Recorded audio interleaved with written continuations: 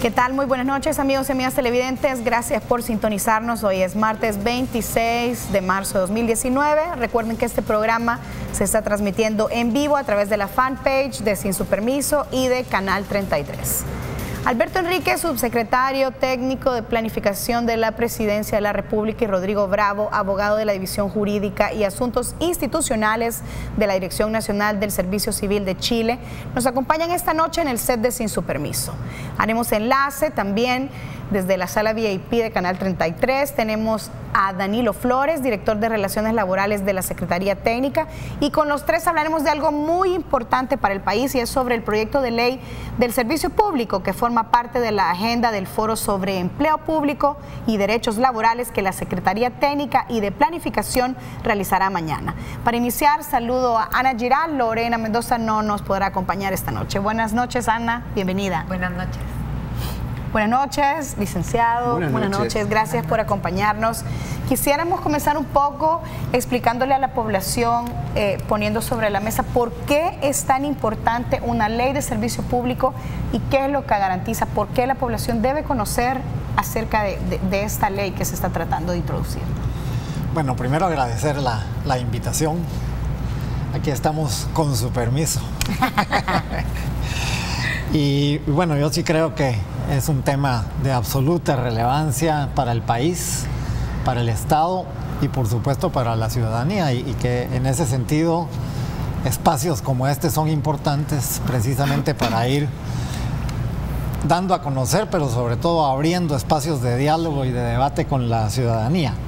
Aquí estamos hablando de un anteproyecto de ley del servicio público que fue presentado por el órgano ejecutivo a la Asamblea Legislativa. Es un anteproyecto que está en la Asamblea Legislativa, ¿verdad?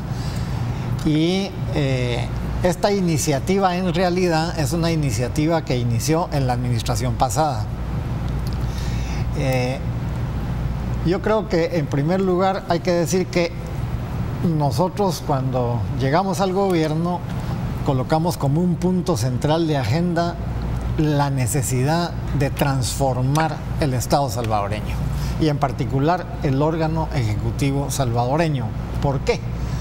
Porque el país está tratando de hacer un giro a una estrategia de desarrollo, de un desarrollo que sea sustentable, que sea equitativo y que sea incluyente.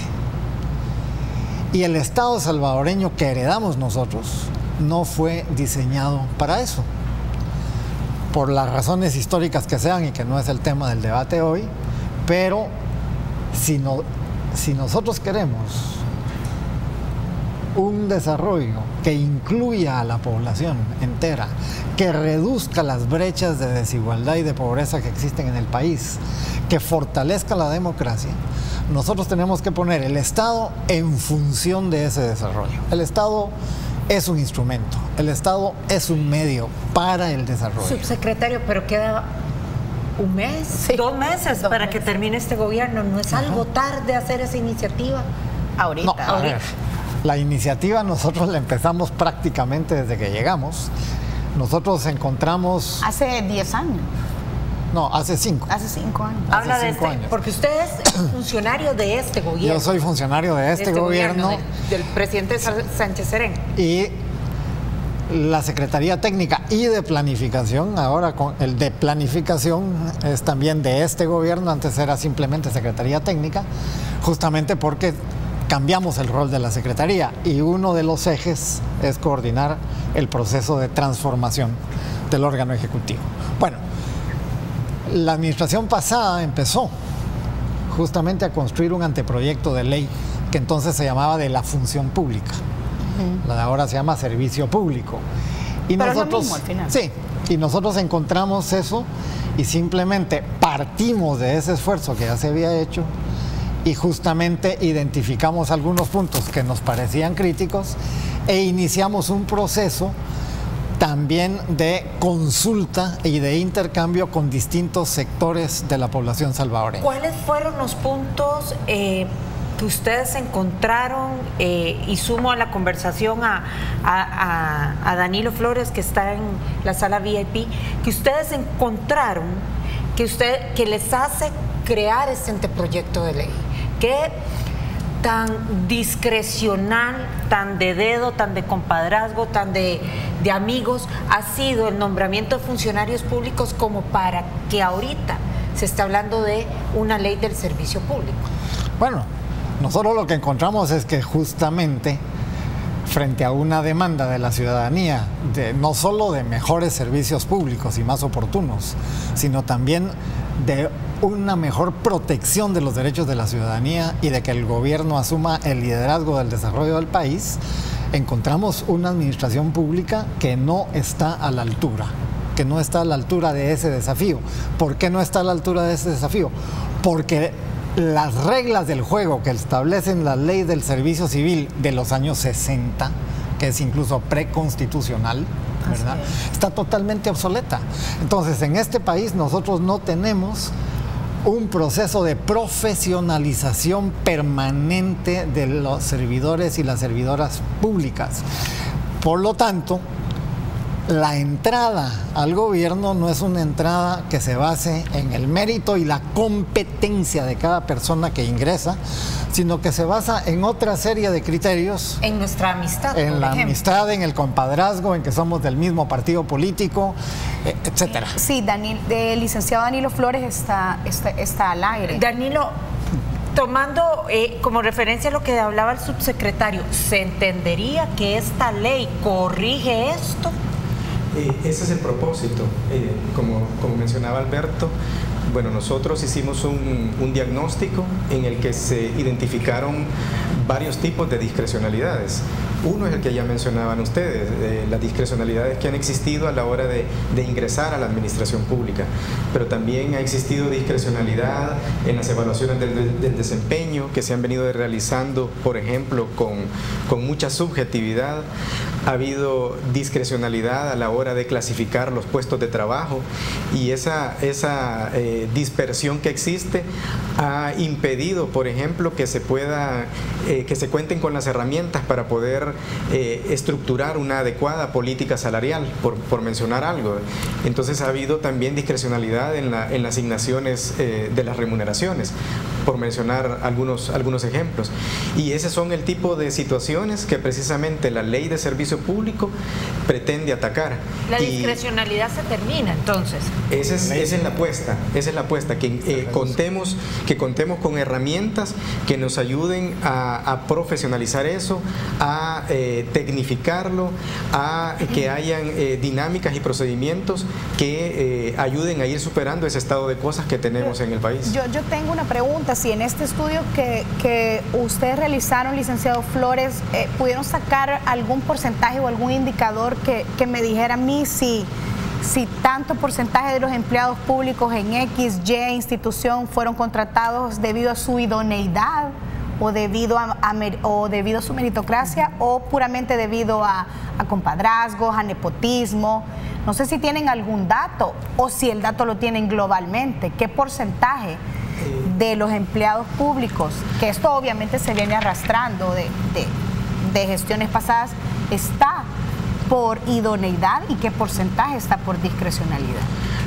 Lo que pudimos constatar es que hay una ley de servicio civil que establece un procedimiento a través del cual se deben de desarrollar los ingresos a la administración pública, pero esos mecanismos que estaban ahí establecidos en ningún momento se desarrollaron, en ningún momento se cumplieron. En la práctica de la administración pública no han existido los concursos para poder ingresar. Han sido raras excepciones en las que se han desarrollado ese tipo de procedimientos para evaluar el mérito, la capacidad, las competencias.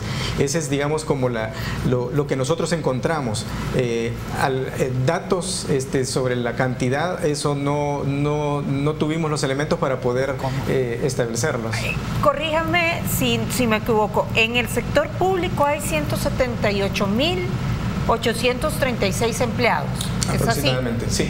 Vaya, en seguimiento a lo que le decía Francesca, de esos 178.000 y pico, ¿cuánto es el porcentaje de empleados que están en las plazas incorrectas? ese tipo de análisis, digamos que de medición, la administración pública no tiene hoy por hoy, digamos, las herramientas técnicas para poder establecerlo. Vaya, pero si usted no tiene las herramientas técnicas, ¿por qué entonces insisten en una ley de este tipo? Me quiero poner un poco como abogado del diablo. Es decir, ¿cuáles son los argumentos técnicos o las evidencias que ustedes tienen que les haga decir, bueno, es necesario? La necesitamos, más allá de la percepción. Bueno, un dato es que actualmente la Ley de Servicio Civil establece que las comisiones de servicio civil son las que deberían de realizar los procesos de reclutamiento y selección de personal. Pero en la realidad, en ninguna institución las comisiones de servicio civil realizan los procedimientos de ingreso, sino que en la práctica quienes los han venido desarrollando son las unidades de recursos humanos y no conforme los procedimientos que la ley establecía. Ahí vemos la necesidad de introducir un cambio en la cultura y en el accionar, en las prácticas que tiene la administración pública, para ir garantizando mérito, aptitudes, transparencia en los procesos de reclutamiento y de ingreso a la administración. Don Rodrigo, cuando uno no tiene a los empleados correctos, con su perfil correcto, en los puestos correctos, el sistema público se vuelve ineficiente. En primer lugar, la ciudadanía es la que resiente la falta de idoneidad de las personas que están llamadas a servir la función pública. Eso no significa que todo el personal deba ser removido. La idoneidad no es algo estático. Todos los que somos funcionarios públicos estamos permanentemente capacitándonos, estamos permanentemente accediendo a cursos de formación, de especialización, y tenemos que desarrollar competencias adaptativas. Así, por ejemplo, yo podría el día de ayer haber sido seleccionado en un proceso de selección riguroso, pero si no me someto a procedimientos de actualización de conocimiento y de desarrollo de competencias digitales, normativas y de gestión de personas, también rápidamente voy a quedar un poco obsoleto o voy a tener problemas de adaptación.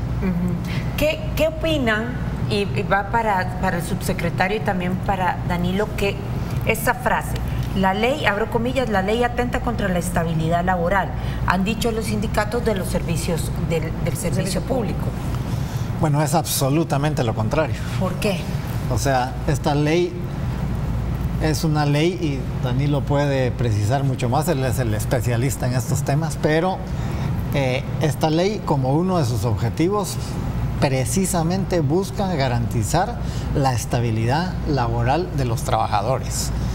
Y está dicho en el texto de la ley. O sea, esto es fundamental por una razón, porque esta ley en realidad busca no solo fortalecer los derechos laborales de los hombres y las mujeres que trabajan en el Estado, ¿verdad?, sino además dar las herramientas para que efectivamente alguien no sea removido de su puesto y de su trabajo por razones que no sean o que cometió un delito o que cometió una falta grave. Pero esto, de nuevo, necesitas entonces un sistema que te permita también evaluar objetivamente el desempeño de quienes trabajamos en la administración pública.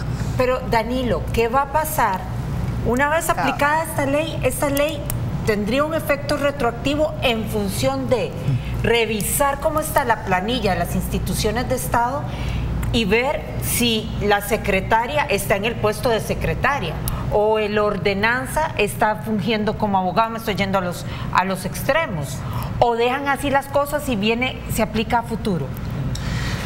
Bueno, hay varias cosas ahí que puntualizar. En primer lugar, uno de los propósitos del proyecto de ley es fortalecer los derechos laborales, y uno de esos es el derecho a la estabilidad laboral, y hay distintas medidas que lo van reforzando. En primer lugar, se establece la estabilidad laboral como un principio del servicio público y como un derecho que tienen los trabajadores. Este derecho ya está en la Constitución, ya ya está en la ley vigente y se retoma y se incorpora en esta ley, se mantiene y se refuerza. Al establecerlo como un principio del servicio público, eso es muy importante porque orienta a los aplicadores de justicia a la hora de ver los casos concretos cuál es el sentido y la orientación con la que se debe aplicar este derecho. Ese es un aspecto importante. En segundo, se fortalece todo el esquema disciplinario, se fortalece con todas las garantías del debido proceso. Ese es un segundo elemento importante de destacar en el proyecto de ley.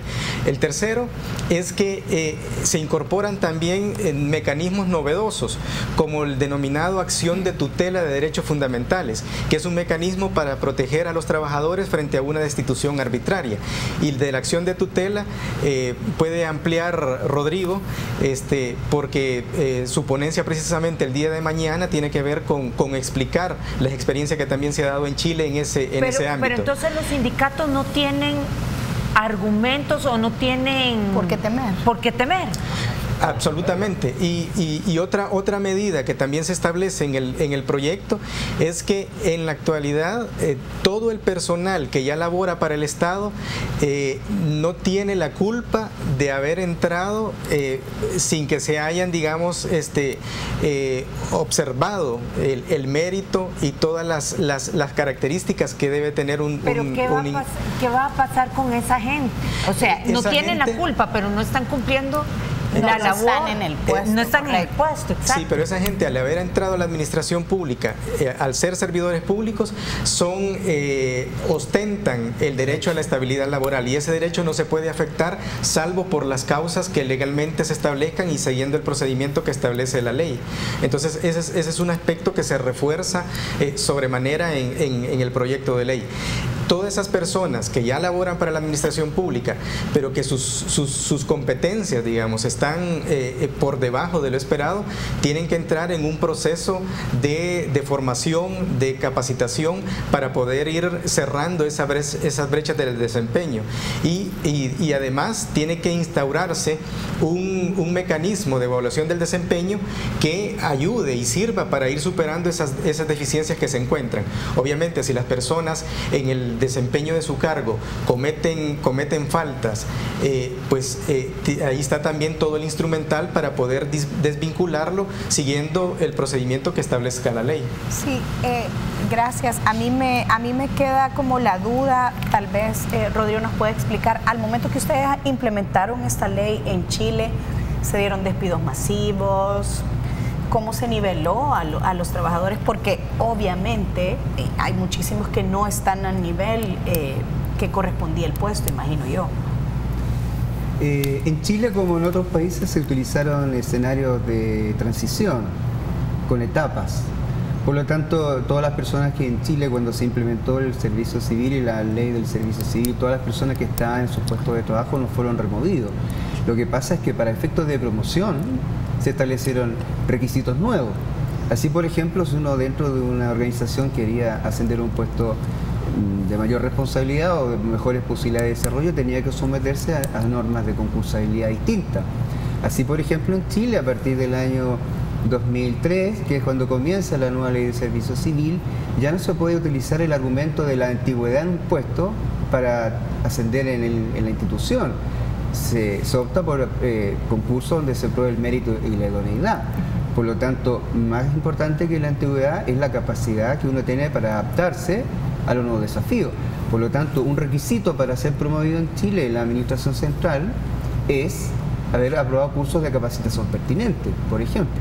Y la capacitación pertinente, que es el tipo de formación que se utiliza para acercar a las capacidades de las personas a nuevos perfiles, es un mecanismo que le da al servidor que ya está en la institución de actualizarse y de ascender a un puesto distinto. Pero en ningún caso, ni en Chile ni en otros países se han dado escenarios de desvinculaciones masivas. Primero, las razones de tipo legal y constitucional que mis colegas han señalado, pero además por una razón muy obvia, porque la función pública es continua.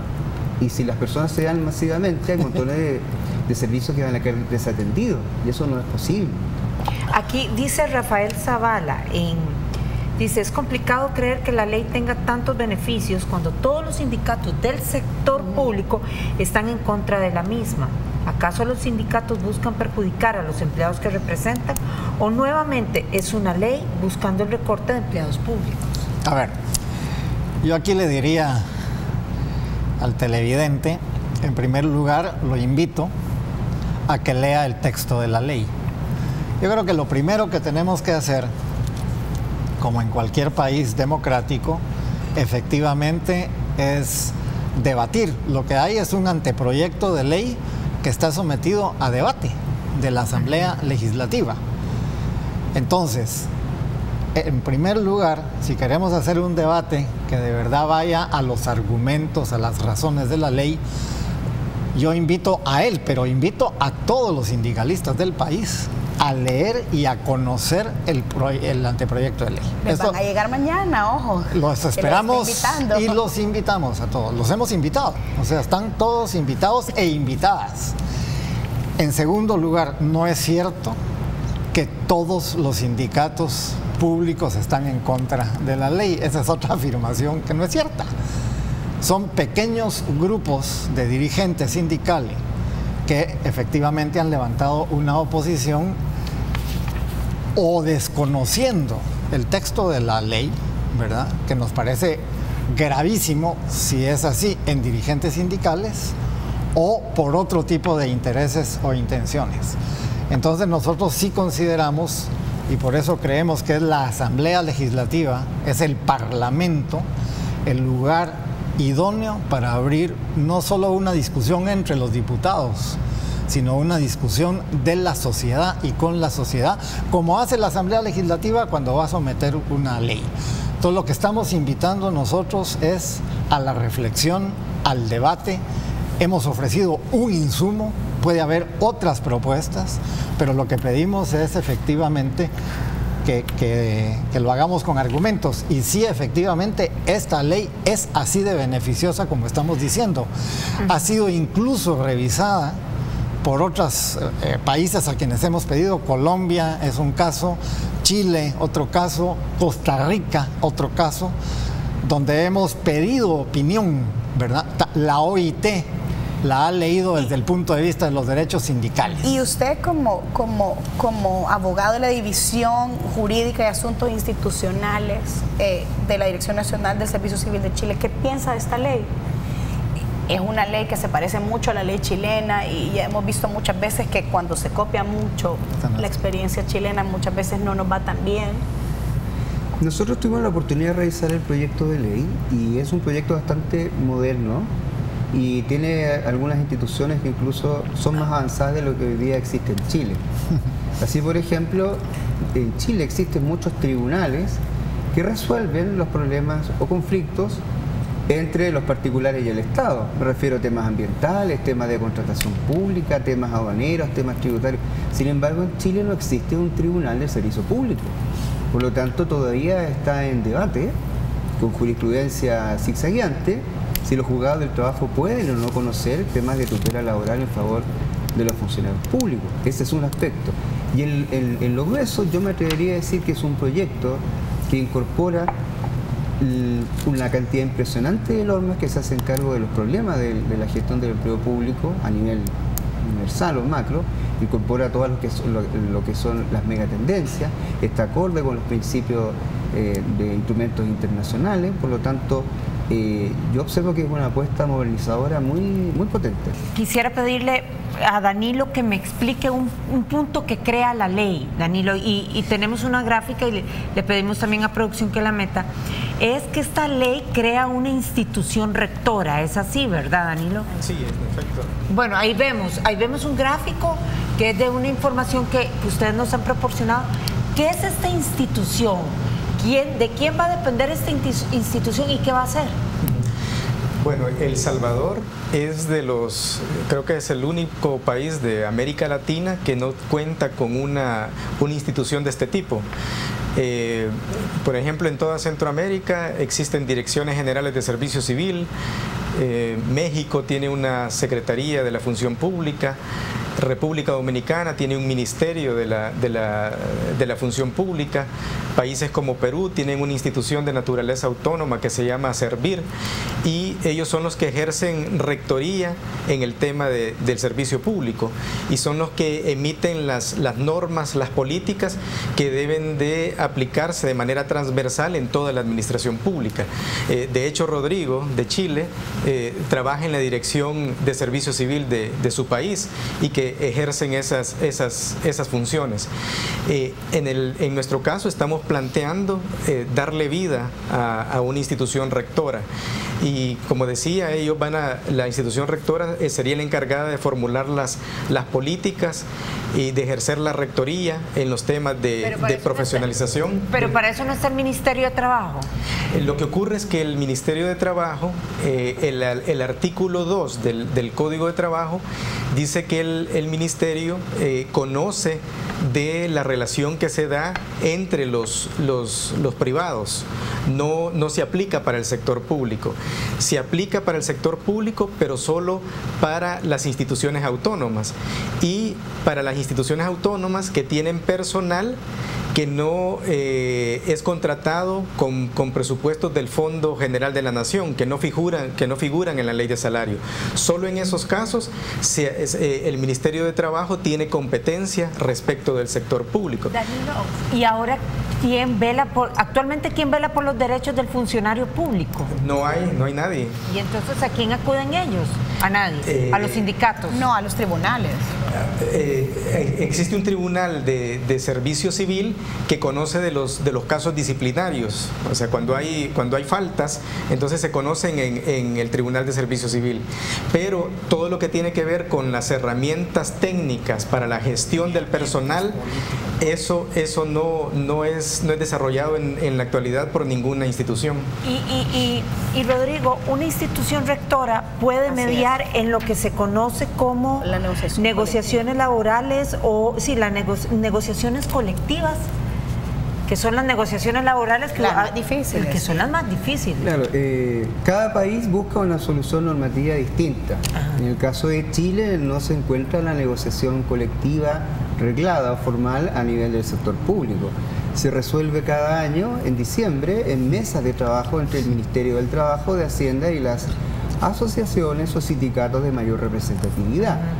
Por lo tanto, desde la experiencia chilena, admiramos que el proyecto de ley del cual nos ha hablado tanto Danilo como el subsecretario incorpora formalmente la posibilidad de una negociación colectiva formal o reglada a nivel de la administración pública. Ahora, si es la institución llamada a mediar en ese proceso de negociación una forma de rectoría, como es el instituto al cual se ha aludido, es una solución que puede tener lugar, como u otra, según la discusión que el Parlamento haga el proyecto. Lo que no debemos olvidar es que una negociación colectiva siempre es compleja, y en el sector público es aún más complejo, porque las condiciones de compensación o remuneraciones que pretenden las asociaciones o sindicatos de funcionarios legítimamente ya no dependen de la ganancia de los empresarios, que es lo que ocurre cuando se negocia en el sector privado. Todos los países de nuestro continente y subcontinente están con serias limitaciones presupuestarias. Por lo tanto, esas negociaciones también van a tener que tener una cultura de negociación distinta. Como por ejemplo, ser conscientes que el empleador, el gobierno empleador, no siempre va a poder acceder a todo lo que legítimamente un sindicato quiere. Hacienda en cualquier país tiene que ser claro respecto a la cantidad de recursos que el gobierno empleador puede entregar. Pero si estos recursos son exiguos, siempre existe en la negociación posibilidades de compensaciones que no solamente sean económicas. Y ahí viene el desafío de tener un desarrollo de carrera funcionaria donde se privilegien otras cosas, como la estabilidad, la capacitación. Como los beneficios emocionales. Aquí hay una televidente, Lilian Cristina Burgos, que dice que en el caso de El Salvador el Tribunal del Servicio Civil reglamenta los conflictos colectivos. Entonces sí existe ya. Sí, pero aquí estamos hablando de la institución que dicta las políticas, los grandes lineamientos, por eso es rectora, porque rectora la carrera, ¿verdad? Entonces esto es lo que no existe. Claro, toda la parte disciplinaria, sí, eso sí no podría no estar, digamos, reglamentado. ¿Y quién nombra a esa institución? ¿De quién va a depender? ¿De Casa Presidencial?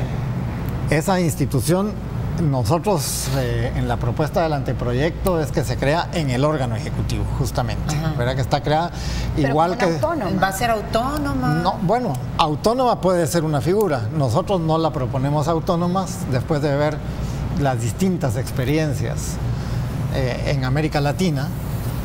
Por ejemplo, nosotros conocemos directamente la experiencia de República Dominicana. Ahí es un ministerio de administración pública, un ministerio, un aparato muy grande, ¿no? En Uruguay, que va a estar mañana con nosotros, en Colombia, son secretarías de la función pública o secretarías del servicio civil que dependen del órgano ejecutivo, justamente porque en el órgano ejecutivo está el 90% del personal público de los países. Entonces, en ese sentido, nosotros proponemos que dependa exactamente que la figura, porque en la ley, en El Salvador, la Asamblea Legislativa no puede organizar al Ejecutivo. Entonces, en la ley solo queda la institución rectora, que debe estar creada en el seno del órgano ejecutivo, y será el presidente el que diga, ok, vamos a tener una secretaría de administración pública, puede ser una forma, o puede ser un ministerio de administración ahorita pública. ¿Cuál es la visión ideal para el actual gobierno? Nosotros lo que proponemos es que sea una secretaría presidencial de administración pública. ¿Y esto no vendría a generar más presión todavía en todo el gasto corriente que tiene el Estado, ya que aquí Rodrigo hablaba sobre eficientar los procesos, consultar con Hacienda las cargas? Bueno, esa es una muy buena pregunta y además es una pregunta que todo el mundo hace, obvia. Aquí hay dos cosas que son importantes. La primera es decirte que actualmente, en realidad, la Secretaría Técnica de Administración de la Presidencia tiene una serie de competencias que están directamente relacionadas con la administración pública. En el reglamento interno del órgano ejecutivo, que es el que da las competencias, ¿verdad?, a las secretarías, nosotros tenemos varias competencias y en ese sentido, yo siempre lo repito, nosotros lo que hemos venido desarrollando es ya un embrión de una Secretaría de Administración Pública. Tenemos los equipos, tenemos la gente, tenemos en embrión, entonces no es cierto que aquí va a salir un presupuesto, no, ya hay. Estamos invirtiendo, tenemos la Dirección de Relaciones Laborales, la Dirección de la Profesionalización de la Función Pública, la Dirección de Gobierno Digital, están en la Secretaría, están funcionando, ¿verdad? Pero sin llegar a ser todavía plenamente la institución rectora. Ese es el salto que tenemos que dar y eso implica que ya hay un presupuesto básico que estaría en ese caso. Pero no quiere decir que no tengas que añadir nuevos recursos. Así es. Ahora, esto es como todo en el país, ¿verdad? Si nosotros detectamos una prioridad en el órgano ejecutivo y generamos esto, tendríamos que ir asignándole presupuesto en un proceso que tiene que ser gradual, no tiene por qué ser una cosa, digamos, muy grande de entrada. Tú puedes proyectarte a 4 o 5 años e ir gradualmente fortaleciendo una Secretaría de Administración Pública. Bueno, a mí me gustaría, ya para ir terminando, pues nos queda poco en el programa, entender qué son carreras especiales y por qué estas carreras quedan exentas de la ley, fuera de la ley.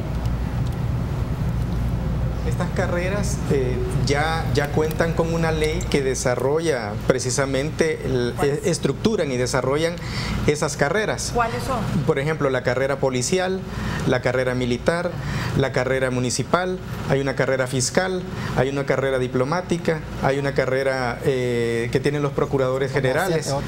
Entonces hay varias carreras especiales que ya tienen estructurado estas herramientas técnicas que precisamente permiten ir desarrollándose dentro de esas... Pero corríjame o acláreme si sueno ignorante, pero para mí, salvo el policía que se forma para ser policía y militar, no percibo que aquí haya una carrera persona fiscal o municipal que se forme para ser alcalde, o que se forme para ser un funcionario municipal, o un procurador, o un fiscal. Como repito, hay leyes que ya regulan eso. Y están digamos, unas funcionando, digamos, de mejor manera quizá que otras. Por ejemplo, también existe la carrera judicial. Lo que plantea el proyecto que nosotros hemos elaborado es que la ley de servicio público se aplicaría de manera supletoria a estas carreras específicas. Es decir, que todos aquellos aspectos que no tienen estas carreras especiales, pero que sí están en el proyecto de ley de servicio público, le serían aplicadas a estas carreras especiales. Y hay como dos ámbitos que tienen, digamos, especial relevancia.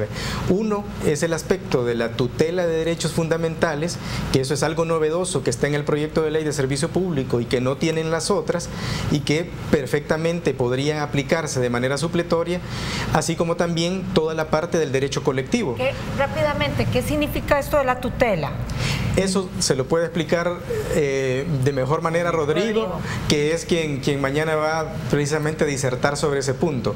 Pero es un mecanismo expedito, rápido, para poder atender un caso de afectación a un derecho fundamental. Por ejemplo, si a alguien lo despiden arbitrariamente, le están afectando su derecho fundamental al trabajo, entonces se tiene que aplicar un mecanismo rápido para poder ventilar esa situación, y también el Tribunal de Servicio Público tendría la posibilidad de aplicar medidas cautelares que eviten que se profundice la afectación, una mayor afectación a ese derecho. Sí, complementando lo que dice mi colega Danilo, el proyecto de ley de servicio civil del cual estamos hablando tiene esta particularidad, y es una de las instituciones modernas más potentes que podemos encontrar en este proyecto. Toda vez que cuando un funcionario público se ve afectado en sus derechos fundamentales, que llamamos de naturaleza extralaboral, vale decir, el derecho a la integridad física, a la integridad psíquica, el derecho a la libertad de opinión, el derecho a no ser afectado en la reserva de las comunicaciones privadas, el derecho a la igualdad que tiene relación con la sanción de los actos de discriminación, etcétera. Cuando existe vulneración de derechos con ocasión de las facultades de administración y gestión que tiene una jefatura, el funcionario público va a poder recurrir en una acción cautelar rápida a un tribunal especializado, el cual tendrá facultades para inmediatamente, si existen antecedentes suficientes, si existen indicios suficientes de que la conducta efectivamente ocurrió, inmediatamente va a poder, como medida cautelar, por ejemplo, suspender los efectos del despido. Tribunales especializados, hablamos del sistema judicial, entonces se crearían tribunales especiales. Lo que quise decir con una judicatura especializada es que esto es un tribunal que no es del órgano ejecutivo.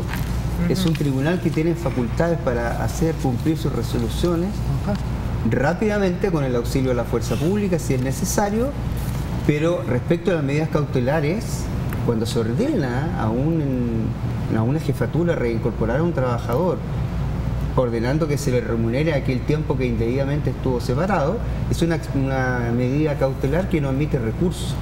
¿Y la Procuraduría no, o al final la Sala de lo Constitucional no cumplen esa función ya acá en el país? No estoy al tanto de las facultades que en El Salvador tiene la Procuraduría, pero de lo que estamos hablando es de un tipo de judicatura asociada a vulneración de derechos fundamentales de los trabajadores. De los servidores públicos. Trabajadores públicos, de servidores y servidoras públicas, funcionarios públicos. Rápidamente, subsecretario, el foro de mañana. Que se va a hablar un poco de lo que hemos estado donde conversando. Los van a visitar los sindicatos. Y que posiblemente lo visite. Ojalá. Esto es un adelanto a lo que tendremos mañana en la mañana. ¿A qué hora empieza? En el Hotel Sheraton Presidente a las 8:30 de la mañana. Este es un foro sobre... Abierto. Totalmente abierto. Todas las personas que nos están escuchando están invitadísimas, ¿verdad? Va a ser a lo largo de la mañana, de 8:30 a 12:30, 1, ¿verdad? Y tenemos el tema central es empleo público y derechos laborales, ¿verdad? El marco, claro, está este anteproyecto de ley, pero en realidad vamos a centrar justamente la discusión en temas de fondo y de contenido, como estabilidad laboral, como derechos laborales, como las instituciones tuteladoras, ¿verdad? Y vamos a contar con la presencia de 3 invitados internacionales de 3 administraciones públicas distintas. La de Chile, que está Rodrigo con nosotros hoy aquí, y después tenemos de la Función Pública del Uruguay y otro colega de la Función Pública de Colombia, que son administraciones públicas fuertes con mucha cultura de profesionalidad. ¿Y a qué conclusiones esperan llegar con este foro? Bueno, lo que nosotros queremos con este foro, en este marco que venimos hablando, es enriquecer la discusión y la reflexión sobre la necesidad de mejorar la administración pública salvadoreña, el Estado salvadoreño, en función de la ciudadanía y del desarrollo del país. Al final, esa es la gran apuesta que tenemos. Y el hecho de compartir, porque también vamos a tener participación de expertos salvadoreños en los distintos temas que también hay en El Salvador, ¿verdad? No todos de la administración pública, también hay abogados, expertos, etcétera. Entonces la idea es un contraste, un debate, una reflexión. Por eso nosotros invitamos a todas las personas, incluso a las que dicen que no están de acuerdo, a participar en estos debates, en estas reflexiones y a enriquecer esto con argumentos, ¿verdad? Porque esto no se trata de un pleito, esto se trata en realidad de un esfuerzo país. Y por eso nosotros estamos totalmente abiertos a todos los insumos y aportes. Rápidamente, ¿influirá las conclusiones o los comentarios en el anteproyecto o eso es aparte? No, puede influir en el anteproyecto, el anteproyecto está en la Asamblea Legislativa, está en manos de los diputados. Que supongo que están invitados. Incluso están invitadísimos. Incluso el órgano ejecutivo ahora, si quiere hacer aportes a ese anteproyecto, tendrá que esperar a que se abra el debate y participar como un actor más en el país. Y ahí van a poder participar todos los actores, todos los sindicatos, Aquí es desmitificar lo que se percibe. Exactamente, esto es muy importante, ¿verdad? Bueno, y decirle a todo el mundo que nos está viendo y agradecerles a ustedes esta oportunidad, porque creemos que todo esto contribuye. Bueno, muchas gracias por habernos acompañado. Gracias al licenciado Flores, que está allá en la sala VIP. Gracias al licenciado Bravo. Gracias al licenciado Enríquez. Ana, buenas noches. Buenas noches. Buenas noches, amigos televidentes. No se pierdan nuestro programa este próximo viernes, siempre a las 9 de la noche por Canal 33. Buenas noches.